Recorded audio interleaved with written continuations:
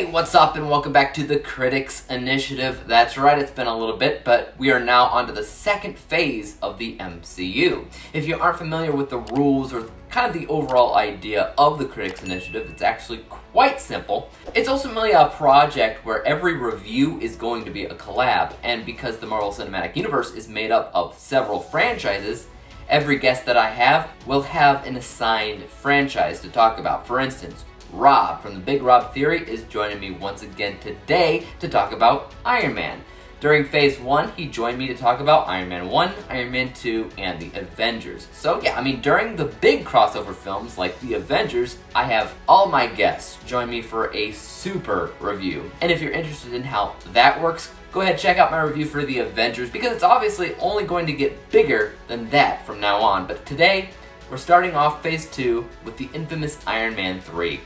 Iron Man 3 was directed by Shane Black and stars Robert Downey Jr. as Tony Stark himself, a man that, after going through the events of the Avengers, he's a bit worn out, crippled by debilitating anxiety attacks. But when a mysterious terrorist by the name of the Mandarin shows up and mysterious bombings around the city start to go off, Tony loses his ability to use the Iron Man suit, but he must swallow that fear to take on his next biggest foe. I first have to give my guest today, Robbie from the Big Rob Theory, a huge shout out and thanks for joining me again and helping to make the Critics Initiative thrive again.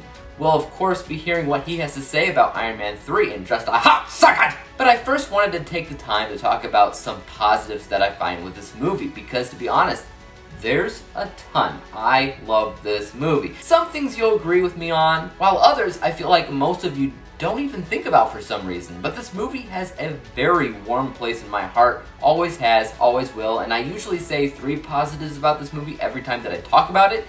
But honestly, I have to make it 4, because that 4th positive is also really important. So first of all, visuals. This movie is honestly gorgeous. There's something about the art direction in this film specifically that makes it stand out against all of the other Iron Man films. You watch Iron Man 1 and 2 back to back and they feel pretty much like they're the same movie, at least visually, and then you turn this one on and it's an entirely different ballpark. It's darker, it has an emphasized focus on dialogue, as you hear the narration from Tony Stark and the mysterious Mandarin. You'll never see me coming. It sets a tone, a beautiful tone. Even the poster, it's gorgeous. Somehow it's grungy and dark, all the while also being kind of colorful at times.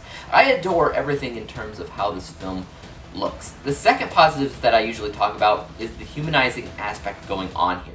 In Spider-Man Homecoming, Tony Stark tells Spider-Man that if he's nothing without the suit, then maybe he shouldn't be wearing it. And this movie is the reason why he gets to say that. 75-80% of the movie, there is no Iron Man, it's just Tony Stark. And when they did that, that was an insanely bold choice, but smart, because it gets to show us how vulnerable Tony Stark really is. This is like Iron Man's Skyfall. This guy no longer has his endless weapons, bulletproof suit, ability to fly, whatever. He's 100% exposed in like a hoodie as he goes right into a dangerous terrorist headquarters, ready to take them all out with a handful of, MacGyver tools that he came up with on the fly. We get to see what kind of man Tony Stark really is. That the suit doesn't make the hero, that he has that drive, that commitment, the desire to do the right thing, even with his crippling anxiety, even if it means costing him his life. He is a real hero deep down, and this film is one of the only times we really get to see that with Tony. The third positive that I find with this film is indeed the villain, whether you're talking about the Extremis situation or Mandarin. Look, at this point, 3 have used the name Mandarin. Ben Kingsley, Guy Pearce, and the guy from Shang-Chi. And none have been as legitimately scary as Ben Kingsley was when he pulled off those lines. He was terrifying, honestly. He's a fraud, yes, but that doesn't matter. He's scary, and because he's a fraud, he's also funny. He's both. And he kills it with the role that he was given. I couldn't care less about what the comics did and how it basically spat on them, because the film itself did a good job showing him off. Extremis is really great to me as well, because for the first time in Iron Man film history, it wasn't an evil Iron Man. Ironmonger and the Hammer Tech bots were all just variations of the Iron Man suit gone bad. This was different. This was unique. It stood out. I'm sorry, but it's true. The fourth and final positive that I have to talk about with this film comes down to this dynamic that Tony has with the kid in the film, Harley, played by Ty Simpkins. That was one heck of a bond, and it really gives the film a soul of innocence, and I wish the MCU showed him a little bit more than they did. I mean, he did show up as a cameo in Endgame, but nobody knew who he was anymore because it had been several years since Iron Man 3, so he grew up. I don't know, I love that dynamic, I love that character. It created for a few really nice scenes. But what about my negatives? Well, I'm gonna let Robbie talk first, and then I'll tell you guys the one negative that I have for this film, so stick around for that. But first, I want to hear what Robbie has to say about Iron Man 3, so take it away, man.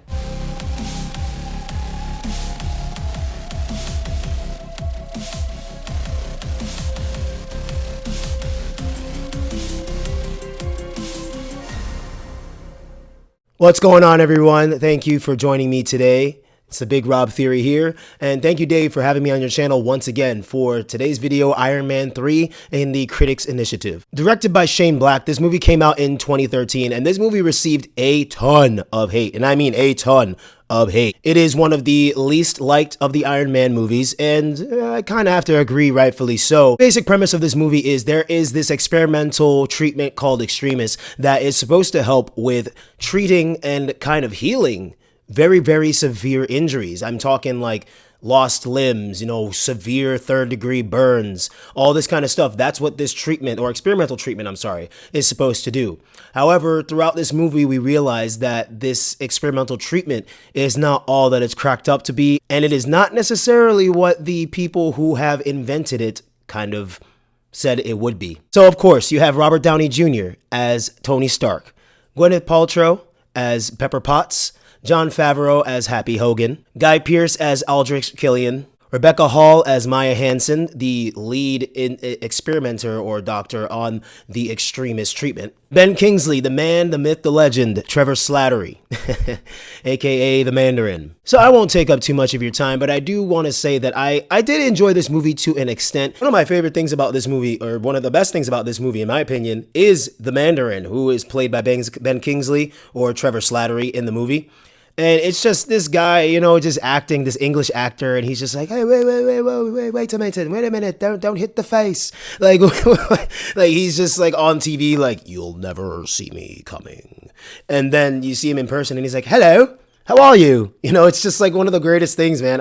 I really, really love his character because it kind of brings the movie to a place where you're just like, okay, all right, yeah, I like this. A lot of people, and especially a lot of fans, diehard fans, were not a fan of that because obviously the Mandarin is completely different, and they were expecting the real Mandarin from the Ten Rings to be part of this, and he wasn't. But back at the party that starts off this whole thing with the Extremis experimental treatment back in, I believe it was 1995 or 96, where Tony Stark is talking to Maya, the researcher.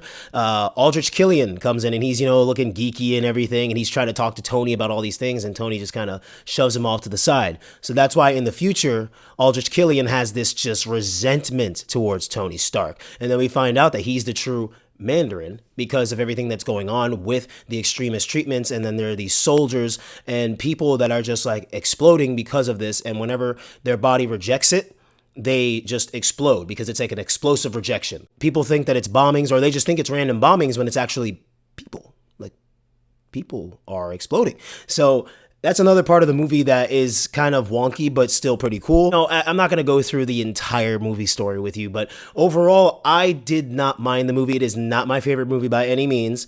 It's pretty slow at times. There's a lot of times that the humor just doesn't land for me. And then there are some story elements that just kind of don't make any sense. But at the same time, it's still a decent Iron Man movie because I love Iron Man. And I said it earlier, one of the best things about the movie is Ben Kingsley's character, Trevor Slattery. But also another great thing is the fact that Tony Stark had so many remote-controlled Iron Man suits that Jarvis was handling. And it's just nuts to me how they incorporated that into this movie, a lot of stuff from the comics. It kind of ends where he just destroys all of them to kind of show his love for Pepper Potts and his devotion. And I get it, but like, come on, man, that's a lot of suits. It's a lot of suits, man. But as I said, this is not the most horrible movie by any means, but it's definitely not the best movie. And I really hope that whoever, if you've seen this movie and you have your gripes with it, please comment down below on this collab, because I would love to know what you thought about Iron Man 3. There's a lot of things that people have said over the years about it, so I'm curious to hear what you guys think about it. So I want to thank you guys for joining me in this. I know it's a little bit of a short review, but there's not really much to say about Iron Man 3 from me, because it's not my most favorite movie, but it's not my most hated movie either. It's kind of just like a middle of the road movie for me. It's kind of like Thor: The Dark World. It's not terrible, and there were some character development moments between Thor and Loki. Just like in this movie, there's some character development moments between Tony and Pepper Potts. But overall, I don't really have that much to say about this movie, because it's not the greatest movie to me. But as I've said multiple times, it is not the worst movie. It's entertaining. It is very entertaining. So definitely, if you haven't seen it by now, which it's been out since 2013, so yikes, Jesus, then please go see it. Or, it's on Disney Plus. If you haven't seen the Marvel movies in their entirety or in chronological order, then definitely do that first. All right, guys, thank you so much for joining me. If you aren't subscribed to the channel, hit that subscribe button and the bell next to it so you can get a notification anytime there's a new video. Thank you, guys, and thank you, Dave, for having me be part of this. Until the next one.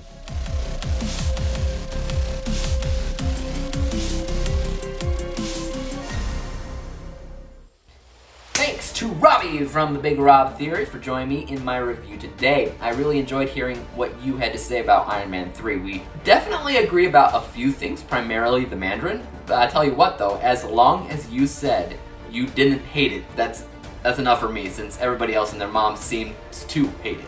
I don't expect anybody to love it as much as I do, but I definitely will defend it to my dying days. So if you guys want to check out more of the Big Rob Theory, I've left a link to his channel in my description box below for y'all to check out, see what he does. Really great guy, loves talking about movies and just in general, awesome guy to get to know. So check him out, and if you are wondering, that one negative that I have about this film, it's the fact that the vulnerability that the film does an amazing job when it comes down to Tony, it sucks when it comes down to Iron Man and Iron Man's vulnerability. There's no level of threat for Iron Man whatsoever. The one scene where he's catching everybody falling out of the plane, it's an epic action scene.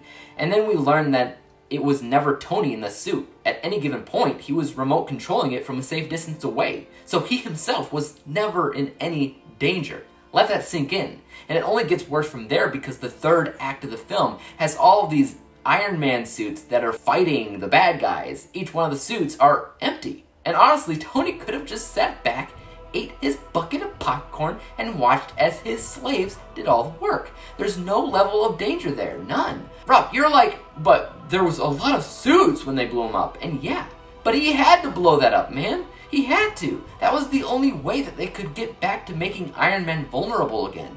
You know the scene in Infinity War where all the heroes are fighting Thanos, trying desperately to take that glove off? Well, if Tony still had his army of suits, all he had to do was sit back, sip on a pina colada, and watch all his slaves take that glove off in a fraction of a second.